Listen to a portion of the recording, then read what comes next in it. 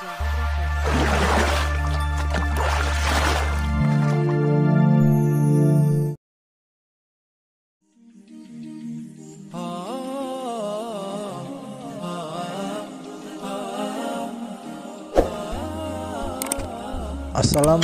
warahmatullahi wabarakatuh. Selamat datang di Energi Islam.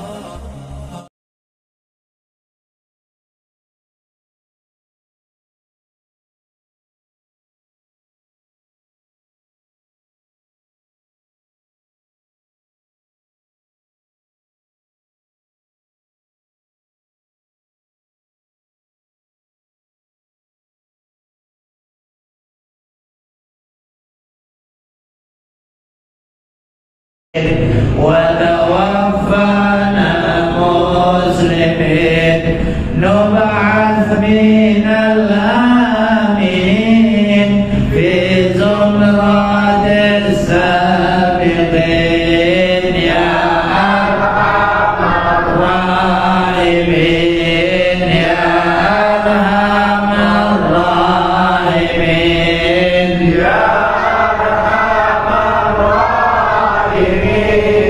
فرج على المسلمين بجاه طه الرسول جد ربنا بالقبول وهب لنا كل زول رب استجب لي امين يا ارحم الراحمين يا أرحم الراحمين يا أرحم الراحمين فرج على المسلمين واغفر لكل الذنوب واستر لكل العيوب واكشف لكل الكرب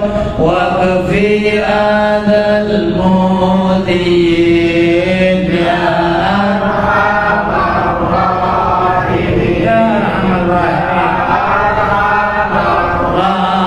الراحمين يا أرحم الراحمين فرج على المسلمين وختم بأحسن ختام إذا دنا الانصراف وحان حين الحمام وزاد رشح الجبين يا أرحم الراحمين يا أرحم الراحمين يا أرحم الراحمين فرج على المسلمين ثم الصلاة والسلام على شفيع الأنام والآل نعم الكرام والصحب والتابعين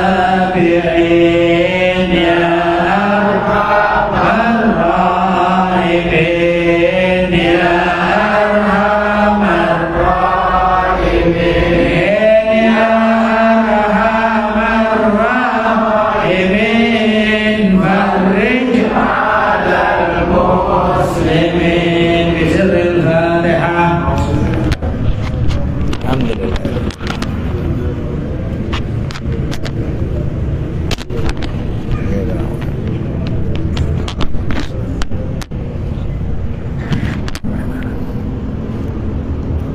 Bismillahirrahmanirrahim. Alhamdulillahi rabbil alamin wal aqibatu lil muttaqin wala udwana illa 'alal zalimin. Asyhadu an la ilaha illallah wahdahu la syarika la al-malikul haqqul mubin. Wa asyhadu anna sayyidana wa nabiyyana Muhammadan abduhu wa rasuluhu sadiqul wa'dil amin. Allahumma salli wa sallim wa barik wa karrim ala sayyidina wa maulana Muhammad sayyidil awwalin wal akhirin wa qaidil ghurril muhajjalin habibir rabbil alamin imamil muttaqin wa ala alihi tayyibin at-tahirin wa ashabihil mayamin wa tabi'ina lahum wa tabi'ihim bi ihsanin ila yaumiddin wa alaina ma'ahum wa fihim birahmatika ya arhamar rahimin. Amma ba'du, usikum wa iyaya bitaqwallah faqad fazal muttaqun. Qala Allah subhanahu wa ta'ala ya ayyuhalladzina amanu taqullaha haqqa tuqatih wa la tamutunna illa wa antum muslimun. Shadaqallahul azim. Ma'asyiral hadirin wal hadirat yang terhormat pengurus BKM Masjid Al-Hidayah, remaja Masjid Al-Hidayah, dan semua yang hadir, ikhwanana hadirin hadirat rahimakumullah.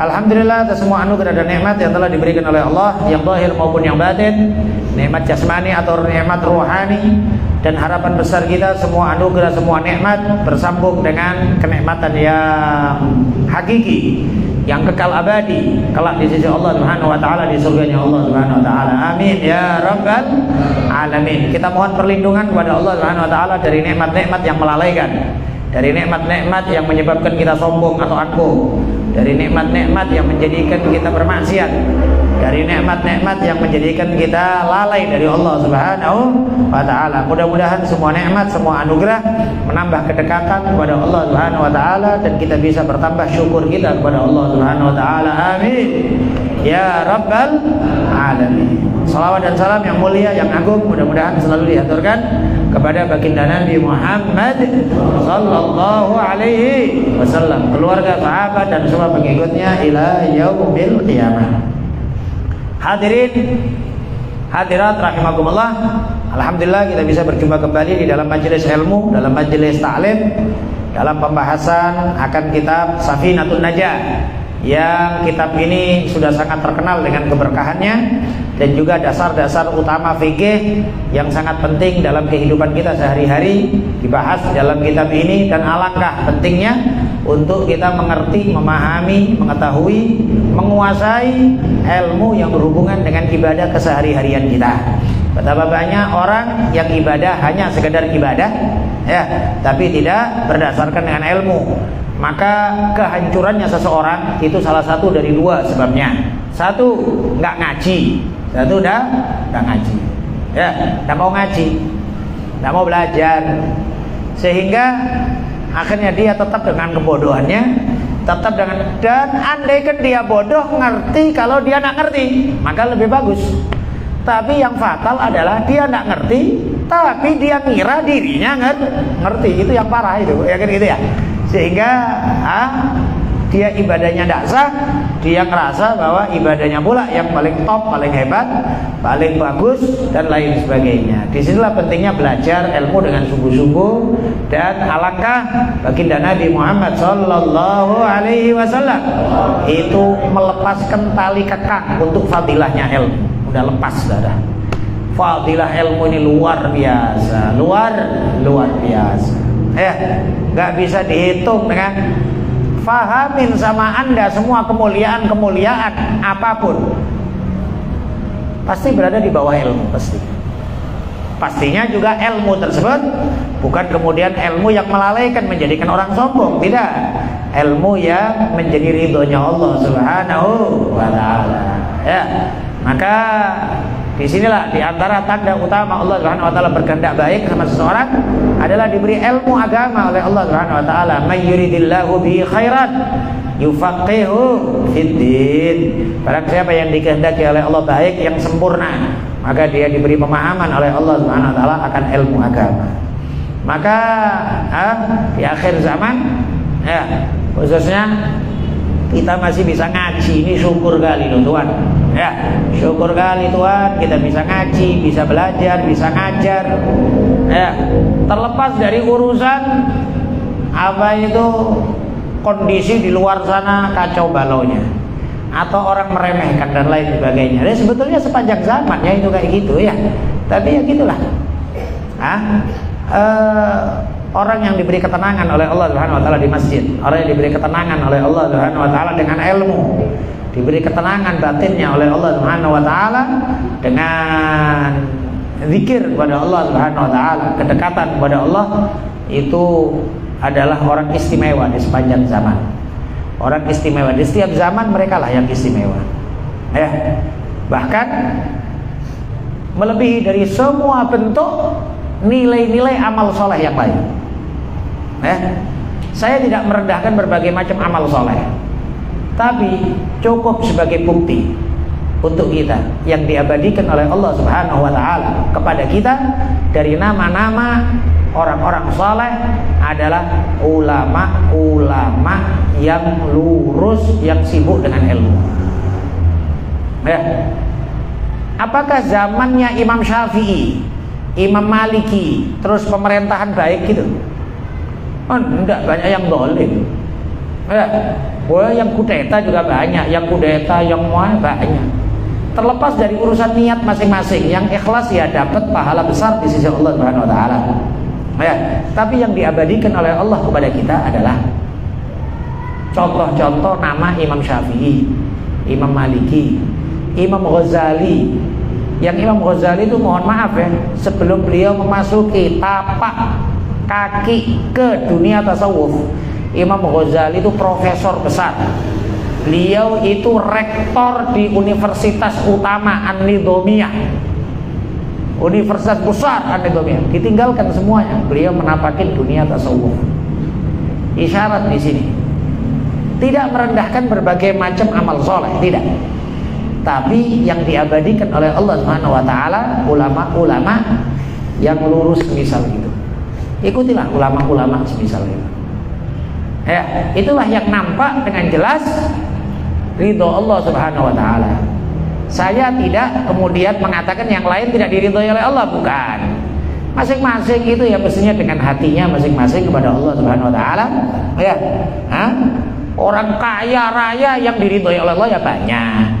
Orang ahli politik yang diridhoi oleh Allah ya ada. Mungkin juga artis juga ada sebagian person yang lebih baik dari ulama ada juga ada. Tapi secara umumnya pastinya mensibukkan diri dengan ilmu, mensibukkan diri dengan urusan ilmu. Ini adalah kesibukan yang sangat besar nilainya di sisi Allah Subhanahu wa taala.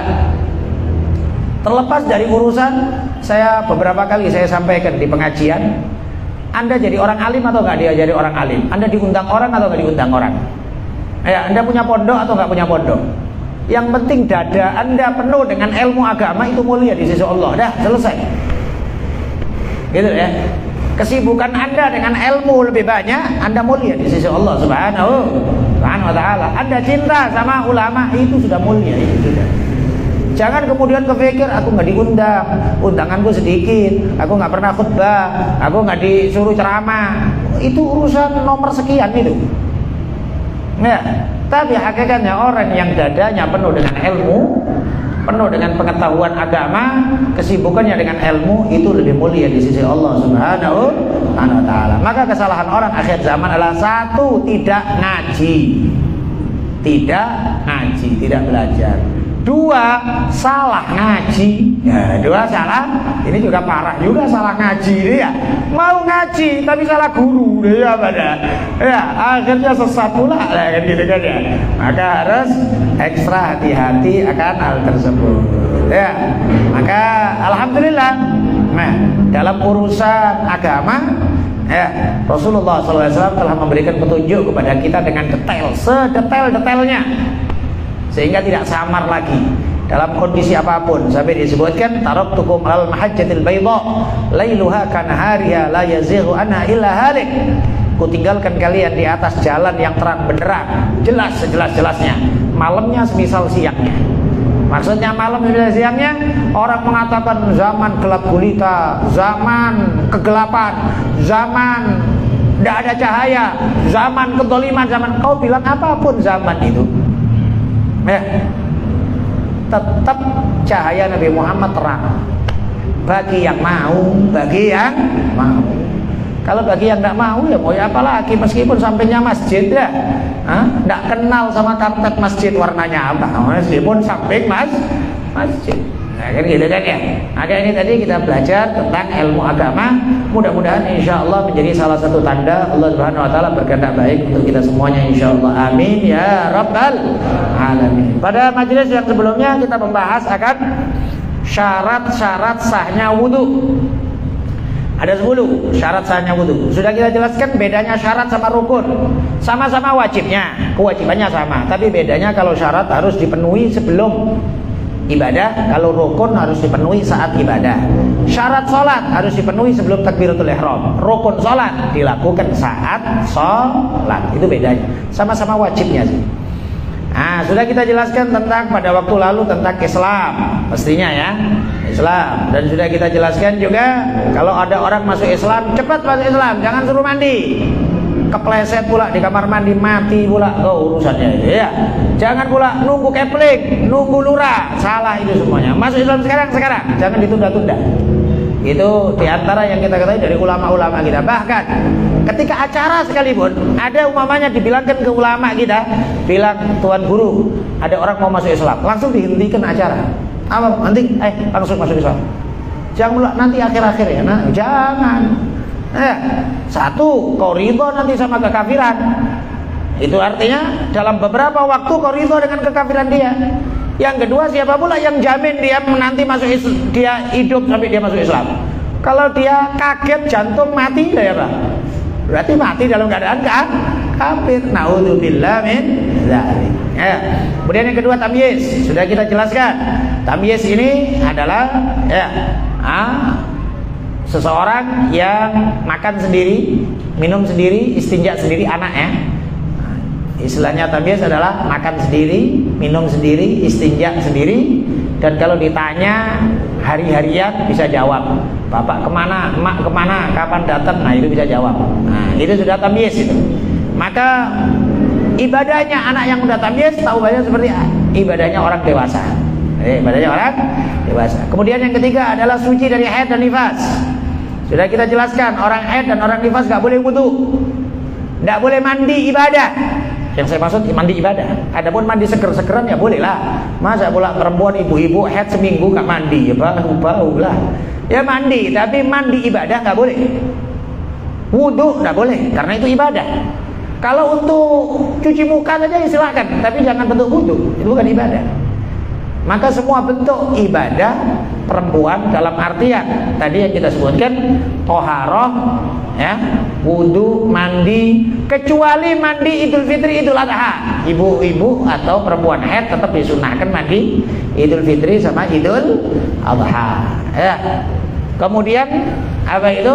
Nggak boleh sholat, nggak boleh baca Quran, nggak boleh masuk masjid dan lain sebagainya diantara keharaman untuk wanita haid dan nifas. Dan supaya difahamkan juga bahwa ibadah itu bukan pelaksanaan, tapi ibadah itu adalah kepatuhan. Kadang ibu-ibu kadang berpikir, ya, cemana pula haid nggak ngaji Quran, wah sok-sok ahli ngaji Quran. Ya, cemana pula nggak pengajian, aku adalah ibu ketua perwiritan, nah gitu ya. Nanti kalau haid ya udah, nggak usah pakai, udah dikasih rukhsah oleh Allah Subhanahu Wa Taala keringanan. Ya, nggak sholat, nggak puasa, ya, nggak boleh baca Quran. Ya nggak kurang-kurang nilai ibadah yang lain. Anda perbanyak istighfar, Anda banyak sholawat, Anda banyak zikir. Ustaz, kalau anak saya ngafalkan Quran gimana? Kan bisa cara banyak untuk ngafalkan Quran untuk murojaah. Tidak harus dengan lisan, dengan otak, pikiran, dengan mendengarkan dengan handset atau apa, ya, mendengarkan kawannya ngaji dan lain sebagainya, berbagai macam cara. Gitu ya. Kemudian yang keempat, wa amma yamna usulal ma'il basyarah. Dia tidak ada benda yang menghalangi sampainya air ke kulit. Tidak ada cat, tidak ada apa, kadang kalau perempuan cat kuku dan lain sebagainya. Termasuk juga kotoran yang dibawa kuku. Nah, kotoran dibawa kuku, garis besarnya ulama beda pendapat. Ada yang mengatakan ma'fu, dimaafkan. Ada yang mengatakan tidak dimaafkan total. Tapi yang sportif, diantaranya Imamul Ghazali menyebut bahwa orang yang kerjanya sering urusan tanah dimaafkan, yang kerjanya tidak urusan tanah tidak dimaafkan. Jadi orang kerja kebun, orang kerja tukang, orang kerja bangunan, maka kotoran di bawah kuku dimaafkan. Tapi kalau orang kerja kantor, orang kerja guru, tidak dimaafkan, maka harus dihilangkan kotoran yang di bawah kuku. Wala yakunul udwi ma yughayirul ma, dan hendaknya tidak ada di anggota tubuh tersebut sesuatu yang bisa merubah air.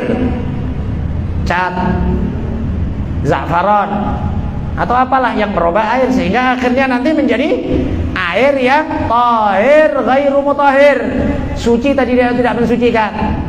Kita di awal di bab-bab pertama sudah kita sampaikan macam-macamnya air. Satu, suci mensucikan. Suci namanya air mutlak. Dua, suci tapi tidak mensucikan. Apa itu? Satu, air yang sudah dipakai namanya mustakmal. Air mustakmal suci, artinya bukan najis. Anda kena bukan najis, tapi nggak bisa dipakai ulang. Air sudah kita jelaskan. Di antaranya lagi air yang berubah dengan sebab mukhalid. Mukhalid itu yang bercampur dengan dia. Berbeda dengan mujawir. Kalau mujawir dimaafkan. Mujawir itu umpama ini. Mujawir itu umpamanya kamar mandinya baru dicat, kemudian airnya bau cat. Itu mujawir. Kalau yang mukhalid itu kayak kopi, teh bercampur antara barang dengan airnya. Kuah sop, suci kuah sop. Baju Anda, sarung Anda kesiram sop, ya suci lah. Jangan bilang najis. Tapi nggak boleh pula Anda wudhu pakai kuah sop. Gitu ya. Baju Anda kena kopi, suci. Anda pakai sholat nggak apa-apa. Kena teh nggak apa-apa, suci. Tapi nggak boleh pula Anda kemudian wudhu pakai air kopi, air teh, nggak boleh. Nah, termasuk tadi umpamanya kalau ada sesuatu yang menjadikan berubahnya air. Kemudian yang ke berapa? Nah, wal ilmu bi fardiyati, mengetahui akan fardunya wudu tersebut. Dia harus ngerti kalau fardunya, wudu ini fardu. Sebagian lain juga mengatakan tahakkukul muqtadi, dia meyakini sebabnya wajib wudu. Jadi kalau orang ragu nih, ini seringkali terjadi. Inilah karena urusan kurang ilmu. Seringkali orang ada, aku ragu, aku punya wudu, kamu punya wudu ya. Nah, tadi kentut atau nggak kentut ya? Tadi aku habis kentut, wudu atau nggak wudu ya? Sering ragu kan kayak gitu kan? Gimana hukumnya kayak gitu? Kalau orang ragu, hukumnya adalah buang yang ragu, ambil yang yakin. Maksudnya yang yakin, yang Anda yakinin apa sebelumnya? Umpamanya gini, bukan dari kata-kata loh ya, bukan dari kata-kata. Kadang orang ngomong gini, aku batal apa nggak batal ya? Batal. Kenapa? Kok tadi ngomong batal duluan? Bukan urusan duluan bahasanya, bukan. Tapi yang kita yakini, namanya gini. Aku tadi yakin kencing, yakin kencing nanti tadi. Tadi aku sebelum maghrib kencing aku tadi. Tapi setelah kencing itu wudu apa enggak ya? Nah, berarti yang kau yakini apa? Kencingnya, wudunya yang enggak? Kayak posisi kayak gini, hukumnya adalah Anda nggak punya wudu karena yang Anda yakinin kencing. Atau kita balik. Aku tadi wudu tadi. Tapi tadi kentut enggak ya setelah wudu? Gitu ya. Kayak terasa kentut, atau tadi sentuhan sama istri, atau tadi sentuhan ada cewek tadi. Kesentuh apa enggak aku ya sama cewek tadi ya? Nah berarti kan wudunya yakin, sentuhan ceweknya yang ragu, kentutnya yang ragu.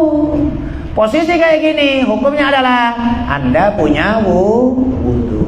Itu loh maksudnya, diambil yakin, dibuang yang ragu. Bukan mana yang dulu kata-katanya atau bahasa yang diungkapkan dengan lisan. Semisal umpamanya saya sekarang ini ya, dari jam sekian ini, saya tadi umpamanya saya yakin seyakin-yakinnya kalau sore tadi umpamanya pegang istri, ya, kan gitu kan. Terus setelah itu wudu apa enggak? Nah berarti kan yang diragukan wudu, kayak gini posisi batal. Ya, atau kebalik. Tadi aku yakin karena sore habis asar tadi itu mandi, setelah mandi mesti wudu. Biasanya aku setelah mandi mesti wudu. Cuman kayak kentut kayak enggak, ya gitu ya. Kentut apa enggak ya tadinya? Nah kayak gitu. Berarti yang yakin wudunya berarti Anda punya wudu. Ini kalau bab ragu. Udah dijelaskan kayak gini, dia masih ragu, masih was-was aku. Entahlah punya wudu nggak punya wudu, aku pokoknya was-was lah. Mana yang duluan juga nggak ngerti, was-was juga. Mana yang yakin tadi juga nggak ngerti. Pokoknya aku yakin wudu, aku juga yakin kentut. Tapi mana yang duluan nggak tahu, gitu ya. Bapak dia, dua-dua ingat, wudunya ingat, kentutnya juga ingat, cuman mana yang duluan nggak tahu. Posisi kayak gini, kadang ada sebagian orang kalah wudu aja lah. Itu tidak boleh. Itu tidak boleh. Ibadah itu harus tahu pasti. Anda melangkah ke ibadah itu memang harus tahu apa penyebabnya. Yakin. Maka tidak boleh orang itu kemudian dalam kondisi ragu tersebut, alah wudu aja lah. Kadang ada orang bahasanya, alah udah diperbaharui aja wudunya, tajdidul wudu. Tajdid, perbarui. Tajdid wudu sunnah, bagus, berpahala. Tapi posisi Anda dalam kondisi kayak gini, umpama setelah Anda wudu kemudian Anda sholat, kemudian selesai sholat Anda santai-santai di teras, kemudian yakin seyakin-yakinnya, oh aku tadi kencing, oh aku tadi batal, yakin batalnya, Anda ulang sholat Anda dan Anda wudhu lagi. Wudhu Anda gak sah. Wudhu Anda sebagai tajdid. Tajdid wudhu itu adalah tidak menjadikan orang yang hadas hilang hadasnya. Maka dalam posisi yang semisal itu, saya sarankan orang yang masih ragu nih, ragu betul nih, nggak hilang-hilang ragunya, was, ya udah kok batalin aja.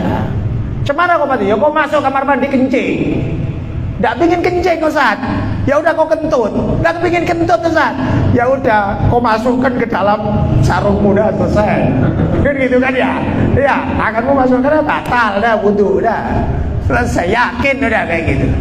Ibadah itu harus yakin Tuhan. Tidak boleh ibadah ragu, itu tidak boleh.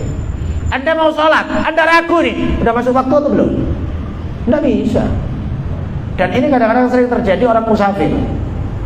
Orang musafir nginep di rumah kawan, kemudian lupa mau tidur, nanya kiblat. Maka oleh sebab itu tamu itu harus penting, itu pertama kali ke rumah orang tanya waktu subuh sama kiblat, itu penting.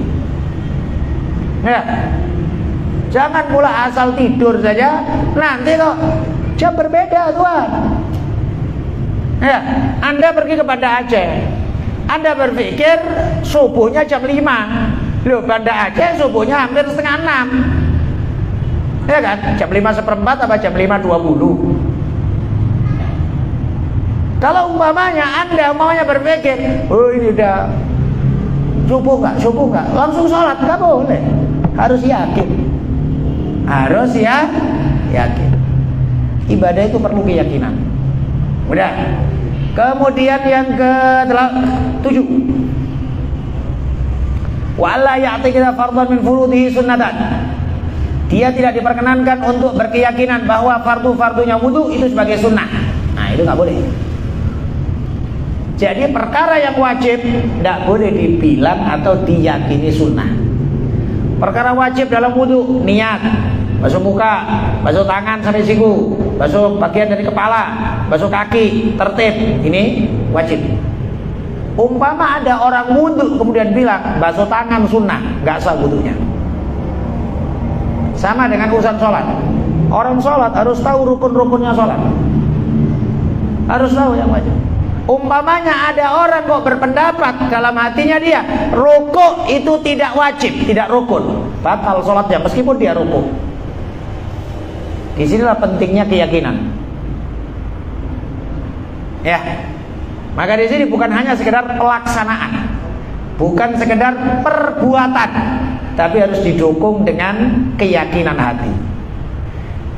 Disinilah juga arti kenapa sih semua ibadah kok diwajibkan niat. Kadang ada sebagian orang, ya sholat, ngapain pakai niat-niat segala? Wudu ya wudu, apain kok niat? Niat itu adalah ikrarnya hati bahwa ini ibadah kepada Allah. Niat itu adalah ikrarnya hati. Kalau aku melakukan ini adalah taat sama Allah. Ikrarnya hati. Kalau kita melakukan karena perintah Allah. Dan hati adalah letak pandangan Allah Subhanahu wa taala. Ada sebagian orang meremehkan. Pastinya lah niat, pastinya. Meskipun kayak gitu Tuhan, wajib orang itu dalam sholat saat takbiratul ihram pertama Allahu Akbar harus niat. Apa niat? Mengikat hati bahwa ini ibadah zuhur, sholat maghrib 3 rakaat makmum fardhon lillahi ta'ala, kayak gitu ya. Mengikat niat supaya kita paham pelaksanaan yang kita lakukan ini adalah ibadah gitu. Wudu juga demikian. Oleh sebab itu disebutkan di awal-awal bahwa perarti manfaat niat adalah tamyizul ibadah anil adah wa tamyizu rutabil ibadah. Membedakan antara adat istiadat dengan ibadah. Kita duduk nih, duduk di masjid, sama duduk di masjid, sama duduk di kedai, sama. Kedai sekarang pun juga banyak yang lesehan, ya kan? Banyak yang lesehan. Duduknya sama. Yang membedakan niat. Apa niat Anda duduk di masjid? Anda niat iktikaf, Anda niat nunggu sholat berjamaah, pahalanya double banyak. Anda niat zikir, Anda niat ngaji, Anda niat menghormatin orang, Anda niat lebih banyak niat. Udah. Ya. Mandi, ada mandi seger-segeran, Anda mandi Jumat, Anda mandi junub, Anda mandi samanya seger-seger, kena air semuanya sama. Yang bedakan niat. Sholat duha sama sholat subuh sama. Apalagi yang bangunnya jam 7 sama sholat subuh sama sholat duha. Kunut Ustaz, kunut kan sunnah. Yang membedakan niat, yang membedakan niatnya. Tingkatan ibadahnya beda, satu sunnah satu wajib, tapi yang membedakan niat. Disinilah pentingnya paham. Mana yang wajib nggak boleh dibilang sunnah, mana yang wajib nggak boleh dibilang sunnah. Dalam semua ibadah, wudu, sholat. Maka di sini pentingnya belajar supaya ngerti. Kalau orang bilang udah pokoknya ikut aja sama orang, rukuk, sujud, ikut aja. Kalau kau sampai di dalam hatimu ada perasaan bahwa sujud ini sunnah, baca Fatihah ini sunnah, batal sholat Anda, nggak sah sholat Anda. Dan mohon maaf, udah ma'ruf, masyhur bagi Anda dalam bab tauhid, akidahnya orang taklid masih dipersengketakan sah atau tidaknya oleh para ulama. Ya kan? Orang taklid, orang yang ikut-ikutan saja. Maka di sini pentingnya ilmu Tuhan. Supaya Anda pahamin juga. Kalau orang masyarakat awam, banyak yang memahami bahwa ibadah itu adalah anggota tubuh saja ibadah. Gerak, sedekah, ngaji, mata, mulut. Bukan itu saja Tuhan. Ibadah itu macam-macam.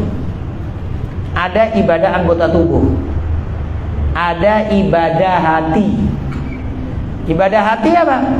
Niat-niat baik, berkeinginan baik sama orang, ya, rahmat sama orang. Ibadah otak, ulama, ibadahnya mikirkan tentang ilmu, mikirkan tentang umat, mikirkan tentang dakwah. Ulama itu tahu fadilahnya ibadah, tahu. Ulama itu ngerti fadilahnya zikir, tahu. Ulama itu ngerti fadilahnya sholat malam, tahu. Ngerti ulama. Tapi kenapa ulama masih mensibukkan diri dengan ilmu?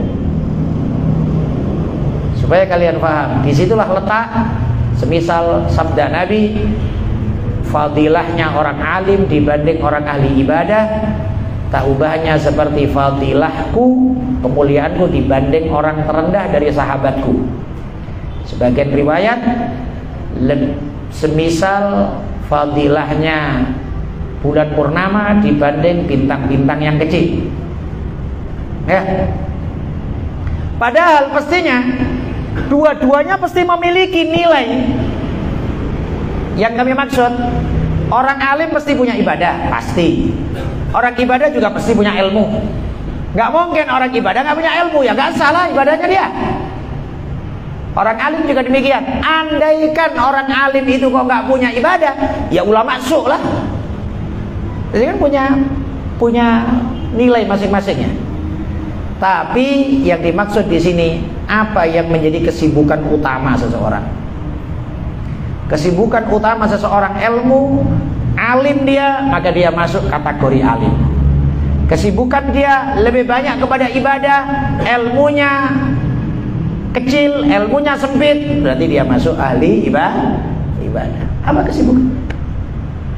Maka di sini Tuhan, pentingnya ilmu tadi kita sampaikan, fadilah besar orang yang belajar ilmu agama. Maka di antara syarat sahnya wudu, dia tidak boleh berkeyakinan fardu dari fardu-fardunya wudu itu adalah sunnah, tak boleh. Kemudian yang ke-8, wal ma'ut tahur, air yang mensucikan, air suci dan mensucikan. Ini sudah kita jelaskan tadi.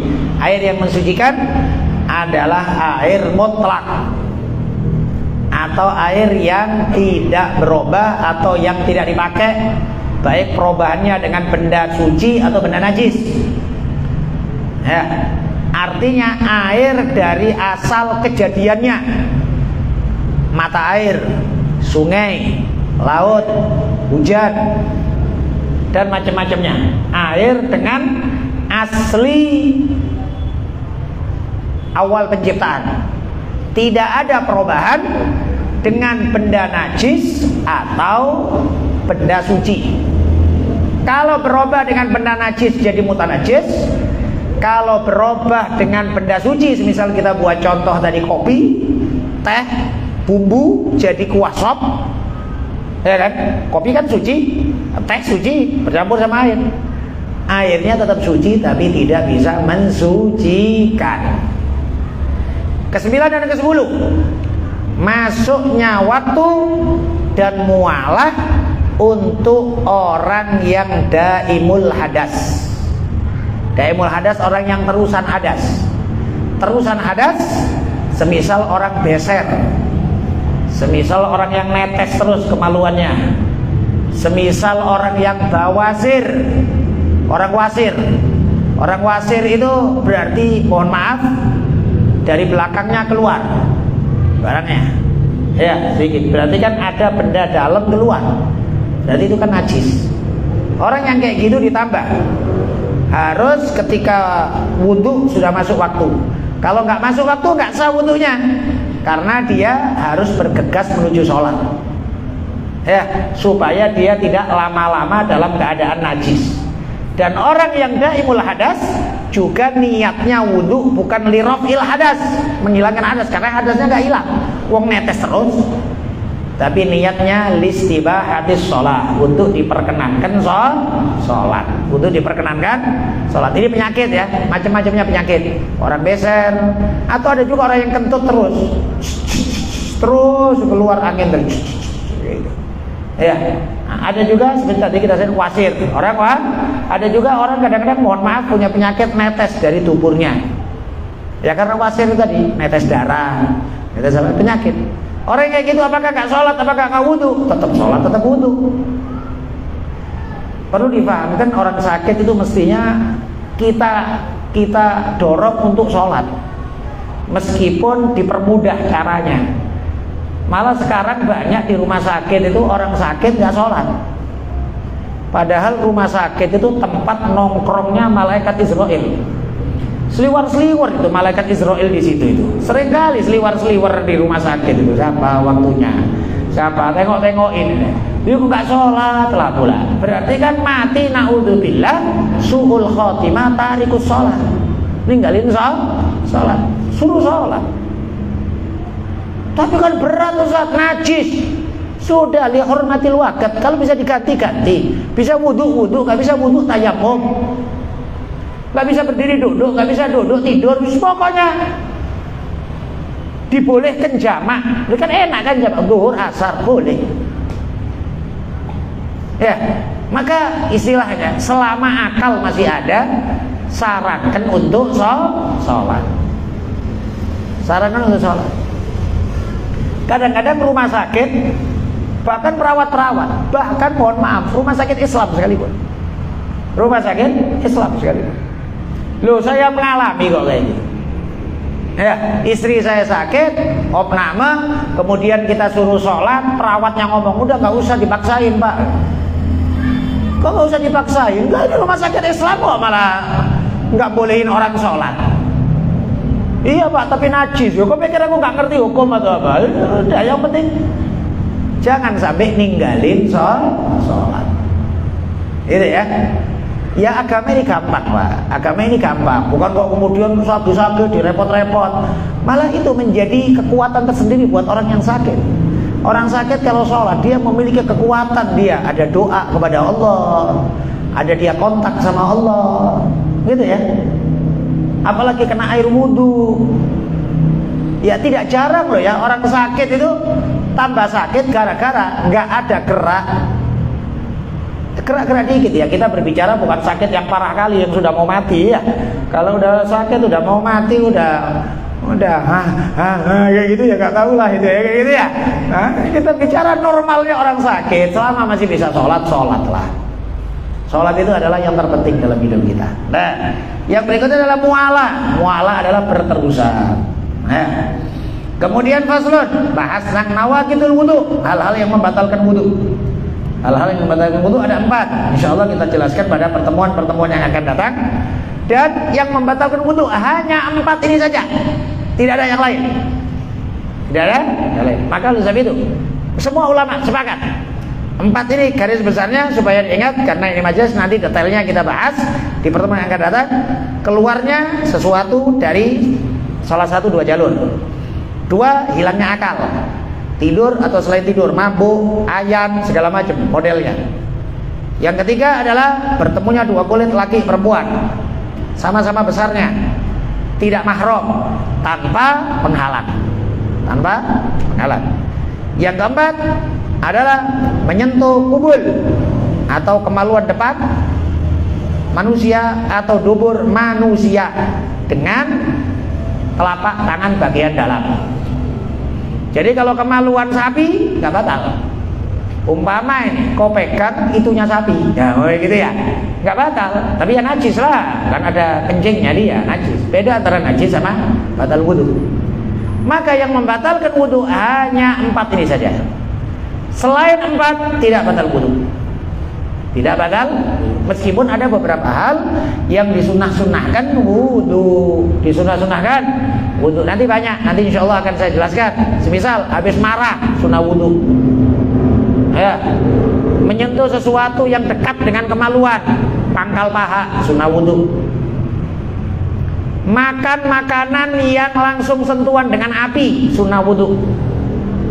makan sate, makan jagung bakar, ya, makan ikan bakar, sunnah wudu. Habis makan daging onta, sunnah wudu. Sunnah wudu. Habis bohong, sunnah wudu. Bohong nih. Kan ngerti jadi, oh ya aku tadi bohong ya, gitu ya. Kan mesti ngerti jadi, sunnah wudu kok, gitu ya. Itu tadi habis marah, sunnah wudu. Dan beberapa hal yang disunnah-sunnahkan wudu, insya Allah akan kita jelaskan dalam majelis-majelis yang akan datang. Mudah-mudahan diberkahi oleh Allah Subhanahu Wa Taala. Kita semuanya dalam lindungan Allah Subhanahu Wa Taala, ditambah oleh Allah Subhanahu Wa Taala ilmu yang manfaat, keberkahan yang sempurna, insya Allah zahir wa batin. Diperkuat insya Allah keinginan kita dalam menggapai ridho Allah Subhanahu Wa Taala, selalu dalam lindungan Allah, hidayah dan taufik dari Allah Subhanahu Wa Taala. Ala hadhihi wa kulliya salihah jami'ah syamilah li khairati dunya wal akhirah wa ila hadratin nabi sayyidina Muhammad sallallahu alaihi wasallam. Al-Fatihah. Bismillahirrahmanirrahim. Iyyaka na'budu wa iyyaka nasta'in.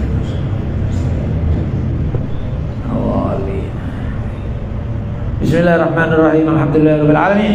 Allahumma shalli wa sallim ala sayyidina Muhammad wa alihi wa sahbihi ajma'in. Rabbana taqabbal minna innaka antas samiul alim wa tub alaina innaka antat tawwabur rahim. Rabbana la tuzigh qulubana ba'da idh hadaytana wa hab lana min ladunka rahmah innaka antal wahhab. Allahumma arinal haqqo haqqan warzuqna ittiba'ah wa arinal batila batilan warzuqna ijtinabah. Allahumma khaffif anna haqqal awzar warzuqna ma'isyatal abrar wa qina wasrif anna bi rahmatika syarral ashrar. Allahumma ahyina bi hayatil ulama wa amitna bi mauti syuhada wa ahsyurna fi zumratil awliya. Allahumma hdina bi hudak waj'alna mimman yusari'u fi ridhak wa la tuwallina waliyan siwak wa la taj'alna mimman khalafa amraka wa 'asak. Allahumma zidna ilman nafi'a wa amalan salihan mutaqabbala wa rizqan wasi'an halalan tayyiban mubaraka. Ya hayy ya qayyum ya hayy ya qayyum ya hayy ya qayyum la tahrimna khaira ma 'indak li syarri ma 'indana fadlan wa ihsana wa judan wa imtinana. Rabbana atina fid dunya hasanah wa fil akhirati hasanah wa qina adzabannar. Sallallahu alaihi wasallam ala sayyidina Muhammad wa alihi wa sahbihi ajma'in. Walhamdulillahi rabbil alamin. Wal afu minkum. Assalamualaikum warahmatullahi wabarakatuh.